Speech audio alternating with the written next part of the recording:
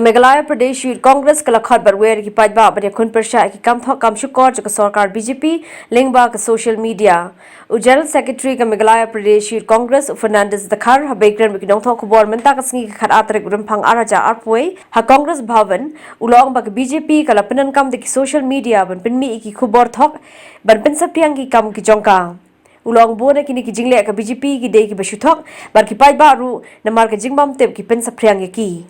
Kumta wer ki Paidbah ban stock ti lang berka Congress ban le persha na ka benta ban penne pensa ke jingsan char Paidbah ha kari India ulo agru badai ka Congress ka bura mikirit pait bar ki riulum na mar kala penyo ka khnet ka ban riu ka jala riulum hendre ka BJP ka wanra pan banda ka CAA hakine ki khnet snam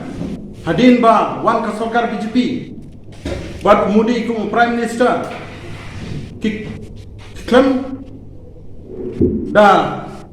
perkatsu ya kirit pa kumba kilawan ra ya kasiye daki 4,000 mut daki lak mut nyiru ngilaya dan menta hante hiteli buat presiden jungi joka youth congress ula syares hakatu ko bangi protes ya ka CA nila dawa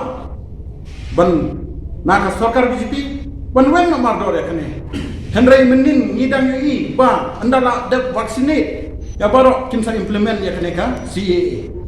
hato kane kamdei ke jing yuroi kya urit pa mansua ngan petken mau ya pi ba kes house nem kat kendai sapu nyau sapu kendai hadin bangi yo independence ngi dontang ndriulak tamai ke population bangi dawa ya ke six schedule Henry ke sarkar Kongres ke snap ya kini kirit pa na kata kada ban stop lane ban safe ya ke demokrasi ban yada ya kari ni Khot ni wer